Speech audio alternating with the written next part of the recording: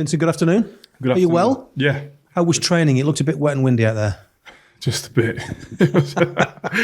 It was even to our norms, it was really windy today. Yeah. But snoods, gloves and bob caps are all okay by you by the sounds of it. Yeah, but it's being, staying grounded. That's the difficulty in a weather like this. Yeah. But it's good. Fulham to come, then Liverpool, then Villa. Yeah. You probably couldn't have picked a tougher 3 games, I wouldn't have thought, over Christmas. What are your thoughts going into this busy festive period? It's a tough fixture list, but I mean, the sense is that we've been facing this week in, week out for us in the Premier League. So I don't think we can make so much more about it than it is. But yeah, the fixtures remain solid and difficult, of course. Yeah. What have you learned from last week? Because a lot of people made a great deal of play about your defending from set pieces. Has that been a priority for you this week? Yeah, but these type of things, and they go a little bit in. It's like every game creates its own story a little bit. So this is a story of the last game, but I think for us it's more in general you can be in games as much as you want, but those phases are key moments in a game, and whether it's a transition for you or a transition against you, whether it's a set play, they're all part of the things you have to be good at to be in the Premier League. So it's come under different forms for us this season, and but the main thing for us again is to have the belief that we have enough chances ourselves. So those key moments go both ways, of course. I guess you might hope if there are chances they'll fall to Lyle Forster, who everybody I think was delighted to see him back in action last week. What's his situation at the moment? Yeah, I'm still very cautious in the sense that, as part of his rehabilitation, if you like, this is just a step. His natural environment includes football, and the goal is to put him back in his natural environment. And so I'm a little bit careful with that, but playing makes him happy, and when he's happy, he's able to do really good things for us. Obviously, we don't just rely on Lyle, but it's good for us to have a key player back, of course. Are you any wiser about what his intentions are with regard to the tournament in Africa? Yeah, I've answered this pretty. I think we've been pretty conclusive on this. So he can't go to the African Cup of Nations, and I've made it very clear that he loves his country, loves playing for his country, and I consider the tournament an important tournament because myself, I'm an African coach. I want this tournament to be really on equal level with the Euros. That's the importance he has to me. But for his own benefit, for the human Lyle Forster, he needs to stay in a smaller environment, an environment where he still has support of the experts that got him through the first phase and ourselves as well. And it's nothing more than looking after the human being. But if he wants to go, he can't persuade you otherwise. It's really not my decision. In the end, you have to even dissociate me from this whole thing. It's a discussion between the experts and the player himself, and I think he's not concerned too much about anything other than his own health at the moment. That's it. And like I said, don't be surprised to see him play for us, because that's actually part of his process of getting back to a normal life. Yeah. What's the mood like generally in the camp? I'm led to believe you had a players' Christmas get together yesterday. Does that help with morale? Is that crucial? Yeah, did Crabbers leak that information? No, yeah, look, it's a tradition. Yeah, always done it, and you've always done it. Yeah. I don't know if it was done before. We've done it last season, and I've done it. I think every year for the last 10, 15 years. So, and it just gives a time to. Also for the families, this training ground is not the easiest of access for everyone. So every now and then for players and families to come together in the place where they work and have a little bit of a different angle to it is, I think it's healthy, it's good. And you've got a busy period. I mean, does that include Christmas Day? Are you working Christmas Day? Yeah. I'm fairly used to that as well, though, because I've been in this league for so long. And it'll be probably still a glass of champagne as well allowed on the day, but watching videos and preparing meetings. And in terms of what comes after Christmas, we're obviously getting to the halfway stage now. We've got the window coming up. Yeah. Are you in a bit of a dilemma with regard to January? Do you stick with the squad that you've got and hope that they'll improve sufficiently, or do you twist and think I'm going to have to buy? I think it's fair to say it's a little bit of a dilemma. The truth is that our squad will still improve, just because a lot of these players are having their first year in the Premier League and they are improving.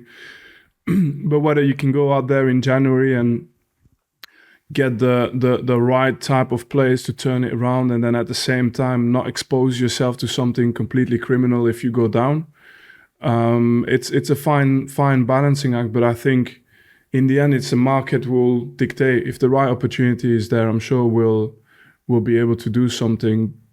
But we can't go chasing something if it's really. I mean, we've been in this position before. We know how to handle it. We know how to turn things around if we need to. So the main thing for us is to stay competitive. That's the main thing. I guess at the end of the day, you wouldn't want to go down and then without buying any fresh players in January, and then think to yourself, there'd always be that regret in the back of your mind. Should I have bought in January? Should I have tried to give us a better chance? I don't think in hypotheticals like this. First of all, my goal and my only ambition and thinking is obviously that we're staying up. Yeah. Is to win the next game, and if it's not the next game and not the game after that, to win the games and when they come. So that's my goal. That's my job even more. All the rest, it's more about, I don't think you put yourself in a position where you regret any of these things, because in the end, if you make a decision, there's also a valid reason. The regret we could have is if we put the club into a position where it's beyond repair. The fact that last year the club went down and back up was in itself already a small miracle. And I think, you have to count your blessings sometimes and just make sure that we're continuously improving. And my goal, I'll tell you now, my goal is that within 3 or 4 years' time, this club is not just a team that is surviving, but a team that can thrive in the Premier League, whether as part of the journey there's difficult times or not. That's irrelevant. That's what we're building for. That's hopefully what the sense that people can get as well. Thanks for your time. Thank you. Hi Vincent, you okay? Hi there. Yeah. Rebecca Welch becomes the first female to referee a Premier League game this weekend. Your game, obviously. I wonder what you make of that achievement. I think it's certainly a benchmark. It's a milestone. I think she'll take great pride, I suppose, as well in having done it herself. But as well, I think that a lot of women in general, but in the game as well, specifically, will see this as a way to achieve at the highest level. And I'm always pro any kind of extension anyway, because what it does is it just widens the pool of talent. And I do think we need access to all the available talent to have the best referees in the best league in the world. And Sam Allison as well on Boxing Day, I think the first black referee since I think Uriah Rennie in the top flight in 2008. Again, a ridiculous amount of time, really. But again, is that a sign of things changing, improving? Yeah, I think so. And but they're little milestones. I mean, what you have to look at is not necessarily always what it means for the person itself. It's just behind it. There's a lot of people who don't think it's possible, don't think they can achieve it, and by seeing those examples, will say, I could be the next one, or maybe I could do something positive. And to give access to opportunities, but dreams, that's important, I think, for at every level of society. Yeah. Are we on the way to where this becomes not newsworthy? It's not a story. It's just natural. It's just what happens. Yeah. Hopefully it'll get there one day, but I do think we're still a little bit away from that, And what I would love to see in the news is like, what I'm thinking. I would love to see boardrooms announcements where, you see, multicolored, multi-ethnical boardrooms that make decision about what we're going to discuss in during the week. At this moment in time, what do we hear is always this paper will write left, this paper will write right, and then this one is pro, this one is against. I'd like to see those pro and against in the same boardrooms and actually come up with a balanced report of things. That's what I believe in. Just a word on the game as well. Fulham, obviously, who've had a couple of big home wins and they got past Everton in the cup as well. I wonder what you make of what Marco Silva's doing and the challenge that you'll face at the weekend. Yeah, I mean, I think a lot is made about, because we always mention the Brightons and Brentfords who've really consistently built over a period of time to a very successful model. But I think Fulham in their own way are one of those clubs as well. I think it's the profile of the players have been very carefully selected. You can see that there's a lot of cohesion as well in the squad now. I think they've actually went down and up, and they came up stronger, it looks like to me. And a lot of the players now are between the age of 26 and 30 and really ready for this league and have had their experiences throughout their career. So it's a healthy squad. It's a good looking squad, and definitely one of the clubs who deserves a very positive mention for the work they've done over the years. Just going back to the referee on Saturday, would you expect, or do you think player behaviour might be different towards a female referee than a male referee? I don't think so. I wouldn't allow it to anyway, but in general it shouldn't. And whether that's a good thing or not, I don't know. But in the end, it's gonna be, we want to win our games. The opposition team wants to win their games, and it's about the players on the pitch. It shouldn't really be about the official or the manager. It should be about the players. And in that sense, I can't see why we wouldn't have that sense of normality. Of course, the story is bigger and deserves to be bigger. But once the whistle blows, I think every actor on the day will want the players to be highlighted. You've said to us, and I think watching your team play over the last few weeks, certainly away from home and to a large degree at home, you feel like you're a much more solid side at the minute. Do you feel more confident at the minute with going into performances, going into games, that you're giving yourselves the best possible chance to try and get a result? Yeah, but the game has to be won in both boxes. And there's absolutely no... But I think sometimes the reason why I made such a big point about being in games, having the flow of a game being consistent, whether you're on the ball or off the ball, and it looks like a team performance. And that's been the case for a while now for us. But at the end, when you've done that, then you give yourself a right to start talking about those key moments, whether it's set plays, whatever it is, moments in the game that decide games, moments in both boxes that decide games. And I think that's where at the moment we've got to find our mojo and go and get, I think, what you deserve based on the effort you've put into this point. It's not an easy league. Other players are, these other players are in the Premier League as well because they know how to do that. But there's no reason why we can't make those steps as well. It is a pretty tough 3 games coming up for you, isn't it? Would you take 3 points now from the 3 games? Let me start with Fulham first. We'll see. We'll see. I don't even think that far. I get it. It's a tough schedule. I can predict the best case scenario and the worst case scenario, just like you can. But at the end, I can tell you that whether it's the best case or the worst case, my goal will still be to think that our team can win a lot of games after that. So I stay quite calm with this, but I'll have the whole of Christmas to worry about what comes after. We often see Christmas, and obviously know the Premier League better than I do. Christmas and the New Year being a really important part of the season. Did you view that as a player, or are you always of the opinion that even if you had a shaky Christmas New Year period, you could still be fine with games in February and March? Depends where you are in the table. Are you top of the table, mid-table, or survival? Survival and top of the table are much more similar in the fact that you want to make use of these periods to do something, to maybe use a little bit the chaos of the festive period to get results where you're not expecting to get results. That's what top teams do, and that's the mentality I feel being in a survival team. I think when you're mid-table, what happens, and I've been in, my first year was mid-table, for those who remember, you prioritize a little bit more your Christmas dinner. You're allowing yourself to go and sleep, go to bed a little bit later, and you might even sneak in a glass of champagne, just a toast. But you've done all of that, and then you arrive and play against a team that plays for survival or plays for the top of the league, and it almost always goes wrong. That was my experience year one in England. So I know the difference, but we don't have to concern ourselves with that because we're on the survival side. So I'm not too worried about my players taking it very serious.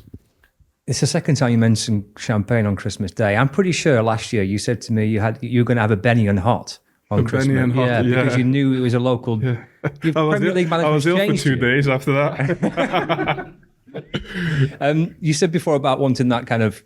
You're pretty confident in 3 or 4 years' time you can see the football club being established in the Premier League. Can you afford? That's the goal. Yeah. That's the goal. Okay. Yeah, for sure. You still quite confident and optimistic that you're going to be front and center of all that. You still have that belief, and can you envisage yourself being in that position? I think I'm literally paid to envisage myself being in that position. That's literally my job. So, everything what's happening now and what happened last year as well. I think it's part of how we get to this idea. I've just mentioned that my job involves as well right now in the short term to only think about one single thing, and is to keep this team up, give this team a chance to be up, and with the players as well to give them a chance to help them to improve. And then we just mentioned as well a team, Fulham, who came back really strong. So my scenario is the one where we find a way to find results, because this team, like I said, has still got a lot of improvement left. But every scenario is part of the things that, that getting into the Premier League, and with the gap in finance between us and everybody else when we come in, I'd be an absolute fool to sign a new long-term deal, not thinking that this could be a scenario. And you remember 4 months ago, you were all pestering me with questions whether I was staying or going. I didn't answer any of them. Didn't want to get involved into it. So even now, I'm not going to get involved. I'm still focused on the same thing. Good luck. Thank you. Hi, Vinny. What's your opinion on the festive schedule here in England? Are you a fan of it? And as a love player, it. as the same as a player as well? Yeah, I love it. Yeah, I've always loved it because it doesn't make sense. And sometimes I do have this, and it's a romantic feeling of England sometimes. It's the country of common sense, where sometimes, things that don't make sense get appreciated by everyone, and it doesn't make sense. Obviously, you got Christmas period, your families are traveling in, and you got so much pressure of people in your house, and if you see even half a smile, you worry that that's going to have an effect on your game the next day, because you're in a different mindset, right? And yeah, it's the most special period of the year for me. I think you get tested physically, you get tested mentally. You never see as many happy faces in a stadium as during that period of time, because people are generally in a positive mood as well. I remember for some reason, I always had Swansea away on New Year's Day. Yeah, exactly. In the one hotel of the town where obviously they were holding all the festivities, and with an early kickoff most of the time as well. So why, I don't know, but I got used to it, and I've come to enjoy it. Yeah, on that subject, does it bother you that you're traveling down to London 2 days before Christmas? Yeah, no, I'm fine with it, really, and I hope that I wouldn't allow the team to complain about it either. It's part of the culture. And the thing you have to always keep in mind is a little bit the balance of the schedule. It's like, are you playing against a team who's had the same tough schedule? And that's where, if there's a disparity in that, that's where it could be a little bit like, come on. But if we're all going through the same, then it's fine. Just, bring it on. Did it take some getting used to when you first came over to England as a player to get used to that schedule? Yeah, like I said, in the beginning, and especially if you come from abroad, you're still calling your mates and whatever, and they're all on holiday somewhere in, where did they go this time of year? Jamaica or these kind of places, and that's where they are. And you're literally training like today with however many layers on. And preparing for probably the busiest schedule of the season. But yeah, I have to say though, when you've paid your dues in the Championship, everything after that's easy though. Feels like Christmas on many weekends. You've given us your views before about managers sort of losing their jobs. What do you make of Steve Cooper leaving Nottingham Forest and Nuno coming in? Yeah, look, you know, it's I guess no one can hold on to a job for life. You know, that's not the point. But I'm always managers union. I'm not going to make, you know, any distinction in this one. I believe in consistency. I believe in setting out a vision and shared responsibility. But I have no doubt that with the quality of the manager, that he'll be in a job very soon, because someone else will not have the consistency, and it is like it is. But in the end, yeah, I've seen the work he's done in the Championship. I had the chance to speak to him as well. The year before we got promoted, you asked me who are the people that I phoned. Was it Pep? Was it? And I told you I called the people who were in that position before, and he's one of the managers that I spoke to before I started the Championship, and his advice was very valuable. So I wish him well and all the best for the future. And I have no doubt he'll find the right job again. Finally, Cork, Ramsey, Goodmanson were missing last week. Are they any of those like to be available for Fulham? We're hopeful. Yeah, we're hopeful. Maybe out of those three names, one of them less so, but we're hopeful.